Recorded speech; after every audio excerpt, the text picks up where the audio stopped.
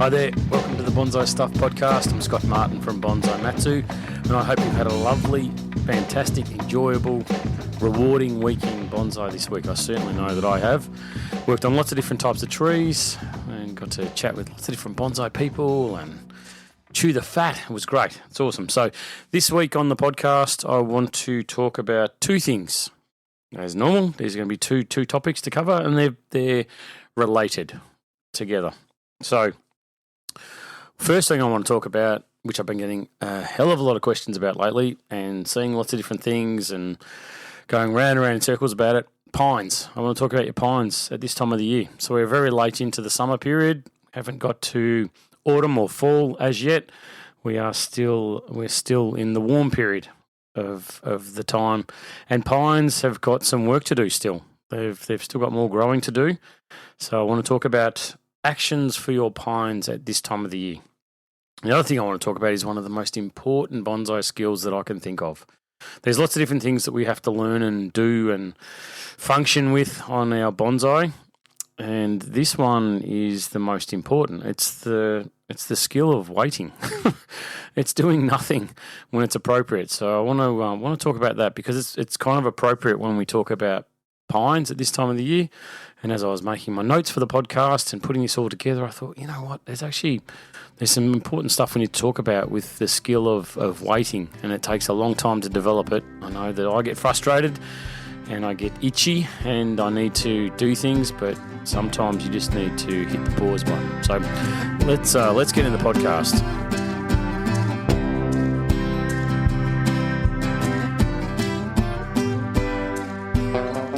All right.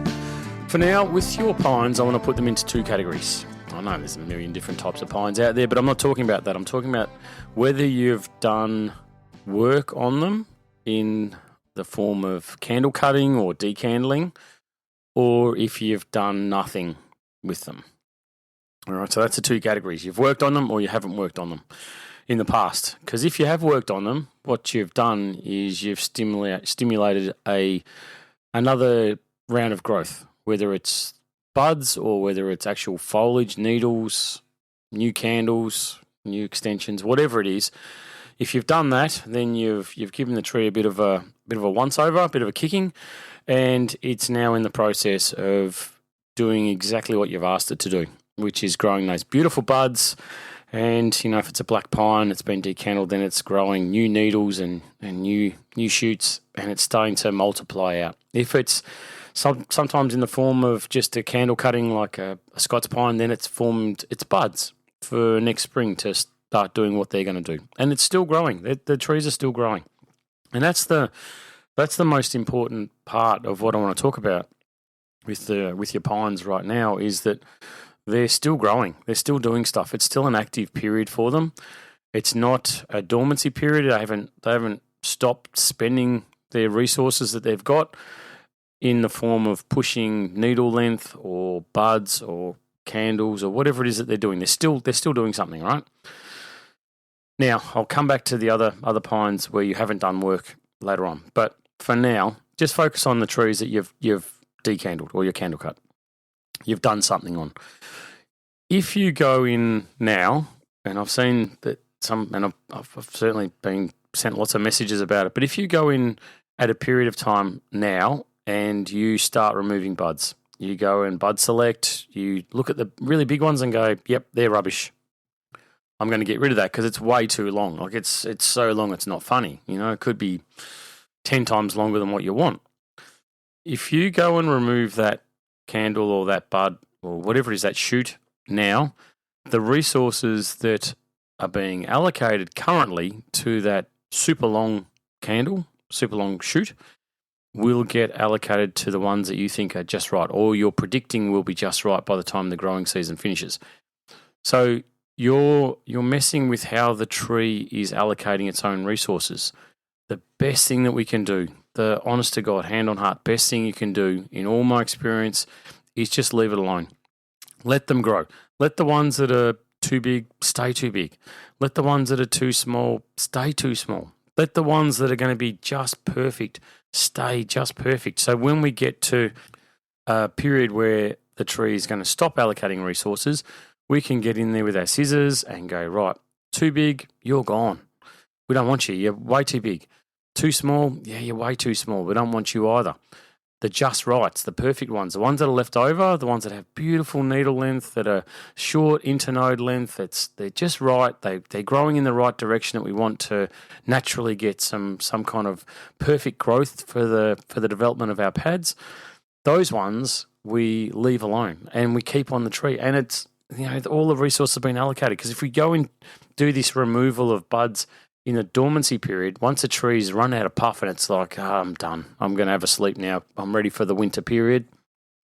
When that happens, it's not going to extend any further. It's not going to get any longer. Whereas if you go in too early, you're going to stuff it up, because the ones that we would normally have kept that are going to be perfect for the tree, suddenly they're getting all that extra juice, all that extra energy, and they're pushing longer and longer, and suddenly you're left with a tree that's out of whack. Like the silhouette, I get messages, decandling hasn't worked, look at my tree. It's like, yeah, okay, so when did you do the cleanup? Oh, I did it in summer.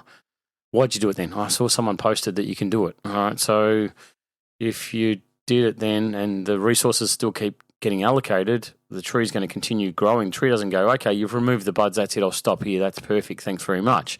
The tree's like, no, I've still got time. Daylight hours are still great. It's still a growing period. There's more more daytime hours than there are nighttime hours. So the tree's going perfect. Let's keep going. Let's keep doing this while we've got time. The days are getting shorter. We are getting to that period where in the not too distant future, you will be able to work on your pines. You will be able to take that step, but you can't do it now. You shouldn't do it now.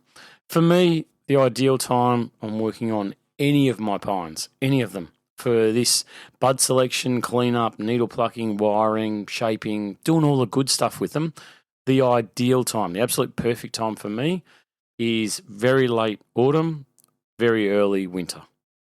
The reason for that is you could do them at any time during winter, but for me, because it's that dormancy period that I was talking about, but for me, I get into the repotting, as winter starts getting on, so I get very busy. So I have a window for me, which is generally around May and June in Melbourne, Australia. They're the two perfect months for me to do all of my pine work, knowing well that I am completely safe with doing any of that work and everything's okay. Now, if you have a pine that is in the other category that hasn't been worked on, that's sort of just pushing out, you can needle pluck. You can definitely get in there and you can needle pluck, and you're not going to get, if you go in now and you hack the tree back, time before going to dormancy being a few months down the track, you're not going to have enough time now to have buds set in that period of time that will grow for next spring. So I'd be very careful getting in there doing any of that harsh work on your pines. But you can go in there now if you haven't done work on them and they're looking a bit shaggy and dishevelled. You can definitely get in there and needle pluck and balance the resources of the tree more appropriately. So in the stronger areas, pluck a few more needles. In the weaker areas, leave a few more needles. But you can also get in there and do some cutbacks on those areas where the branches are sort of far too long for what you need for your structure of the tree, and there might be budding and that sort of thing in closer. That's matured. It's drawing enough sap and resources itself, so you can look at shortening branches, and if you wanted to wire, you definitely could. But for me, the main thing that I would be doing on a pine that hadn't been worked would be that balancing of resources. I think you can pretty much work on your pines doing that balancing act at any time. But once they get into a routine, once they get into my system for my trees, once they start going through the pattern that I work, it's always going to be an autumn winter task for me, where I'll be thorough with every single one of my pines, white pines included, Scots, Mugos, black pines, whatever it is, that they're all getting worked at that time of the year. The autumn winter, that's the main time of the year that I do the work.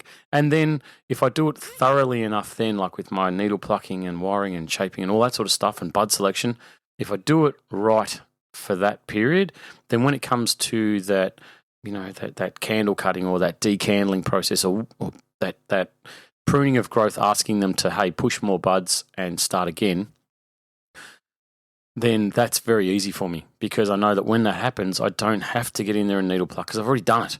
I don't need to wire and shape because I've already done it. So I'm not going to be damaging any buds when I'm putting my hands in there or tweezers and scissors and doing all this cutting off work.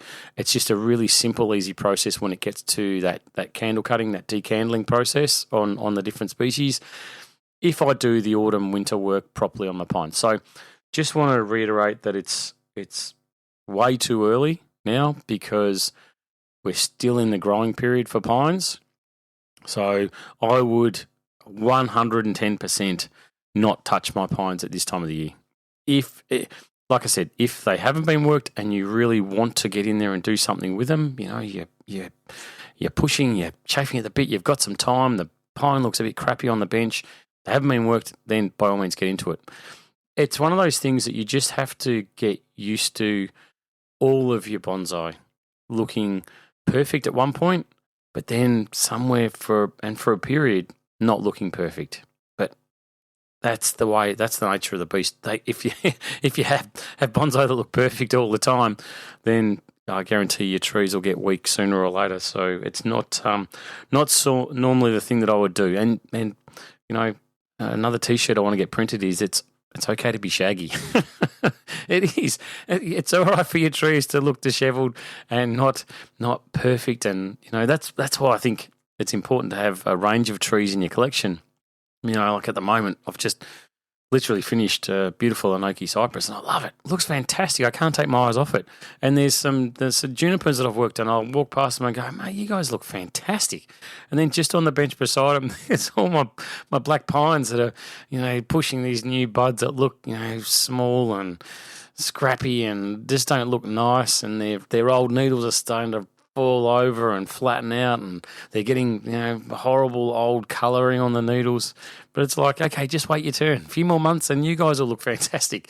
And the junipers won't look so good because they'll have started to grow by then and they'll start looking a bit shaggy. So I find it's look at your deciduous at this time of the year. That late summer look on deciduous is it's so. They look flogged. They just look tired. Their leaves are starting to get crappy looking. They're getting marks on them. There might be a little bit of burn around here and there from the 40-odd degree days. The trees just don't look in peak condition. But that's okay because I know that autumn will be around the corner. All those leaves will start changing colour and they'll look fantastic and so on and so it goes. So don't think that you've got to have it where your pines are looking brilliant at this time of the year. Please, if you've got any concerns or questions, reach out to your bonsai network and just ask the question, hey, is everyone doing this? And like I said, get the advice from people whose trees that you admire, that you like, and sort of follow that. I know there's so many different ways that you can skin a cat. You can work on your trees and do things differently and different regimes. Be consistent, definitely. But for me, with my process and what I do, which is what I like to talk about, is it's time to just draw a breath, let them do what they're going to do.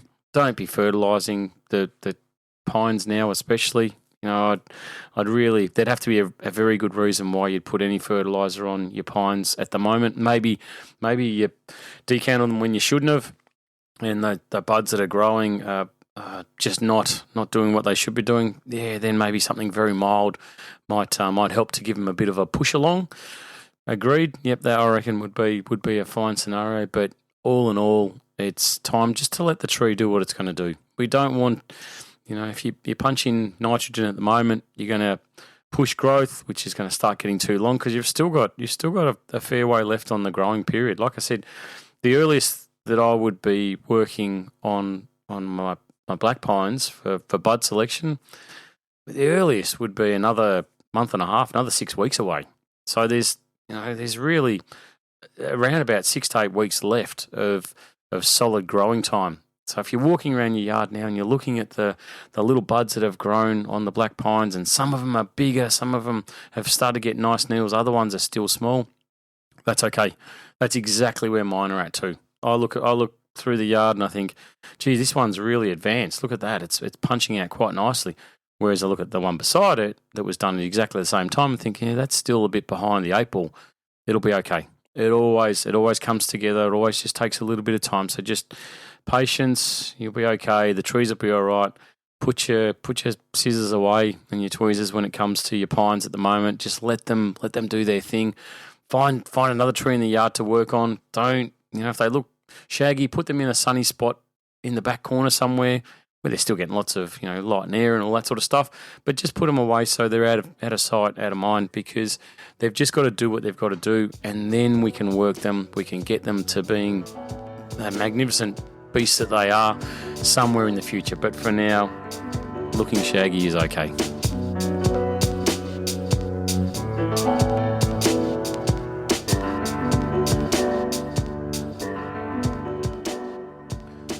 The bonsai skill of waiting.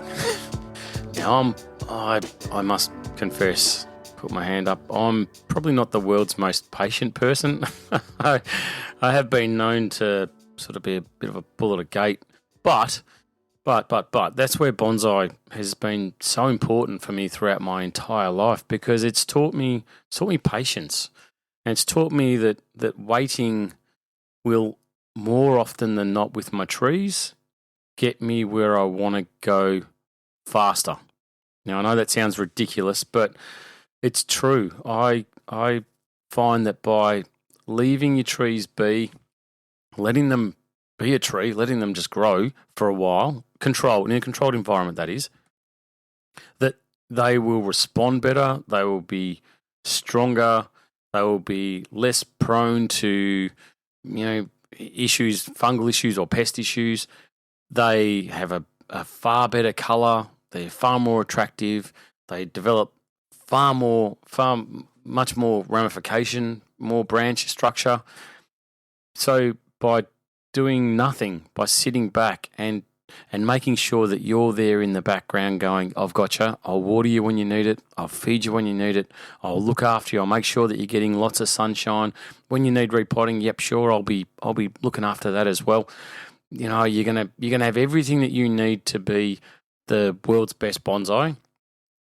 If you can do that, if you take on that agreement with the tree, then leaving them alone, that patience of just enjoying their company as opposed to making them look fantastic every single day of the week, I guarantee your trees will thank you for it, and they'll come on. So the skill of waiting is one of the hardest things that I had to get my head around, because it was always, a weekend would come around and I'd be like, right, I'm just going to go and work on the trees. Yeah, and then when you've only got a few trees, that's quite difficult, because everyone knows the scenario. You've done it yourself. I guarantee you, if you listen to the podcast, then you'll know that you've overworked trees and they've paid the price. You might not want to fess it up amongst other bonsai people, but that happens. You might put it down to that hot day killed my tree, or I had bugs come in and they killed my tree, or I got a fungal issue and that killed my tree. It's almost guaranteed it's not because of those issues. It'll be because you've kept flogging the tree and making it weaker and weaker by not letting it just do its thing and focusing on you rather than what the tree needs. And when that happens, the tree becomes really susceptible to the slightest issue, and it gets that tipping point where something comes in and bang, that's it. The tree's gone, and you're there scratching your head going, but it got watered, it got fed, it got fertilized. It's just a weak tree. It's they're no good in my climate. They those pests, they're just out of control. No. You got to break it back to probably the most common sense thing that probably happened in the life of that tree, and it's been excessively worked and not allowed to do its own thing. So recovery time is really, really important for me. Really, really important. Far more important than the tree looking nice. I'll use my junipers because I've been working on those recently. I love this period of time to work on the junipers, and I'm at the end of the high-end trees now, which is great. I love to start working on these trees, but I love to close that chapter off every year as well. Now, I work on my junipers only once a year. Really, I like letting them just do their thing. Sometimes you've got to be careful because they can get too thick, too dense, and you can start getting dieback. So it's one of those things you need to make a judgment call on. But I've found that as they get older, they start to slow down a little bit more. So that 1 year, often I get nervous saying this stuff because I talk in generalizations. It's got to be very different for you with your climate, like talking about the pines and that sort of stuff. Obviously, timing and everything is dependent upon you, your climate, your trees, the region that you're in. All that stuff comes into it. Like don't just do what I say. You have to learn about your environment and your climate that you've got. But when it comes to my pines, I find that generally there's the little asterisks for everybody. Normally, for me, once a year is fine. Once a year is actually perfect because the tree, probably looks great for, let's say, a month. 1 month out of 12, it looks fantastic. Next month it looks okay, still good. Probably the next 2 months it looks okay as we head towards sort of that winter period. Going to keep growing, but I know I can pretty much get through winter, so it gives me about 6 months of the trees looking pretty good, looking quite nice. They won't have grown too much, a little bit here and there, but really they're going to hold their shape, their structure. Then spring comes around. I know that's a growth period. They get well fed, they get well watered, they've been repotted if they needed to be, so they're ready to take off. And I find that period allows them to start growing all that new foliage, which is normally when I see a lot of trees come for a workshop to get cleaned up. Oh, they've shot away. They've gone crazy. It's like, yeah, okay. For me, it's just like, yep, keep going, keep doing it, because I know that foliage that's growing is strengthening the tree. It's pushing new root growth. It's doing all the stuff that I love about my trees, building up their own internal resilience and their structure and their strength. And it allows me to sleep easy at night, knowing that the tree is on the path or staying on the path to becoming a lot stronger. And it actually lets me build up, it sounds crazy, but lets me build up my own excitement looking at them getting shaggy, thinking, the transformation that's going to happen with this tree when I get to work on it, and it allows me, if I can lock away what jobs I have to do with different trees at different times of the year, then it doesn't put me under pressure to look at all the trees and go, God, they all need work. I just look at it and go, okay, so this time of the year I'm going to be doing candle cutting. All right, that time of the year I'm going to be doing defoliation, partial defoliation. Okay, this time of the year, what am I going to be doing? Oh, okay, I'm doing decandling. All right, so what are you going to do now? All right, so now's a bit of a lull. I have a bit of a break, a couple of weeks with your feet up somewhere, enjoying life, and then when you get back, right, you're into the junipers. It's like fantastic. Like it's structured for me, and I can work it. But it works for me. But more importantly, far more importantly, it works for the trees. The trees in my yard get to kick on, get to get their growth boots on, get to build their strength and resilience. Then I know that after I've done it, I've got like a good 6 month period where I can look at those trees and still be really happy with how they look. Like they may not be 100% perfect, and if there was going to be a show or whatever needed to get done, for whatever reason I can't think of a reason why, but if I needed to have that tree in peak condition, then I'd bring it in and I'd go, okay, I'm going to do just maintenance. I'm not going to do styling on this thing, so I'm going to do cleaning the unders, making sure there's nothing that's too dense in any area, make sure the light and air gets in there and go, bang, done, back on the shelf. Leave all that new foliage alone. It doesn't need to look brilliant. It just needs to keep getting stronger and stronger and doing what it's doing and keep taking those steps forward. Now, as I was writing my notes for this podcast and I was saying all this stuff, oh yeah, do nothing, sit back, put your feet up, have a beer, whatever. Then I went, actually, you've got to be careful you don't become complacent, that you don't become, lazy is not the word that I'm thinking of. It's more that you sit back and become self-assured that everything's going to be okay if I just do nothing. And sometimes that's not the case.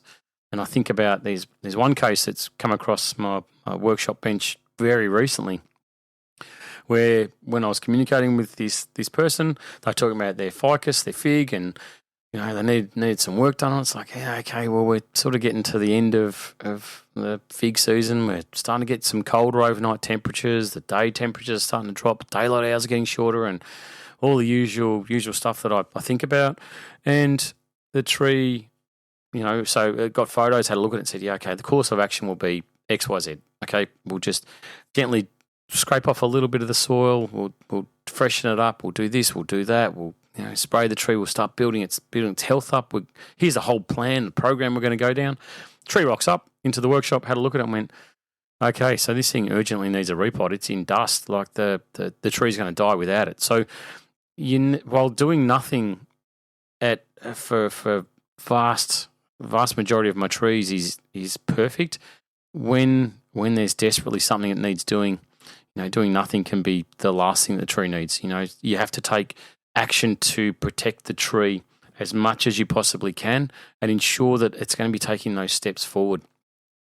Doing nothing, it's fantastic. It's what, like I said, the vast majority of my trees fall into that category. But if something goes wrong, if something happens, then make sure that you're ready to take action. So that's the other side of this coin too, is that, strength comes from, well, forget where strength comes from. Strength is the primary focus with the tree. If doing nothing makes the tree stronger, then do nothing. If taking action makes the tree stronger, then do something. That's it. It's a really simple approach that I use, and it's not about you. It's not about how the tree looks. It's about how strong that tree is going to be, and the fact that you want this thing to live for 1,000,000 years. And whatever you're doing now is just like it's another step along the path to making sure that tree is going to achieve that objective.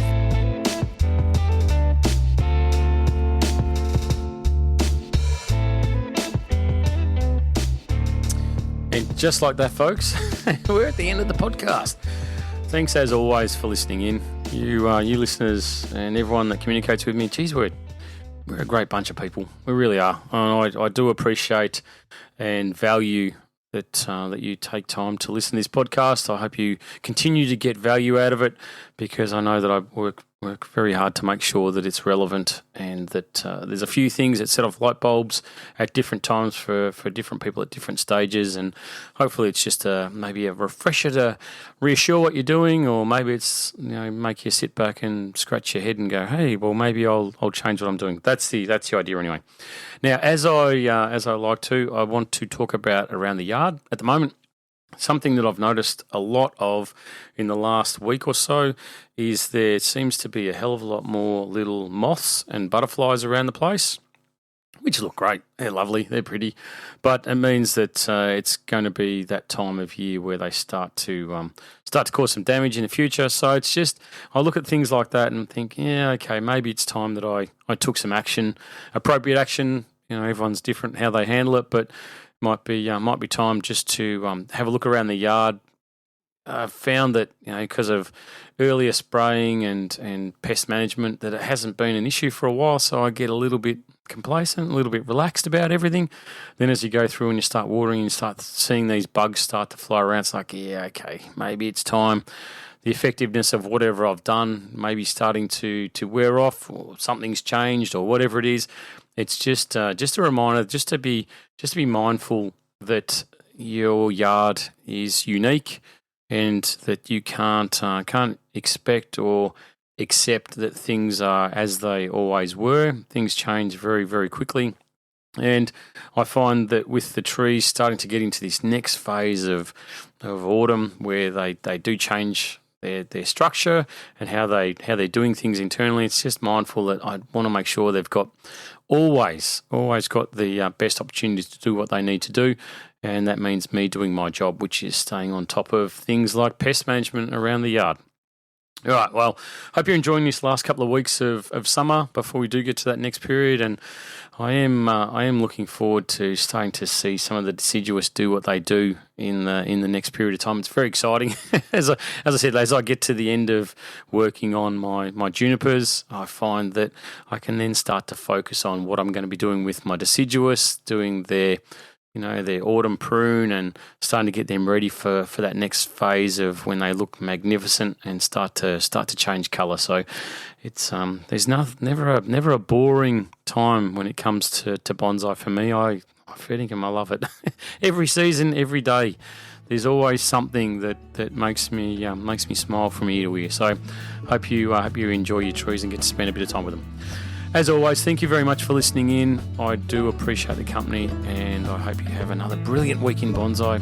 And until next time, happy bonsai.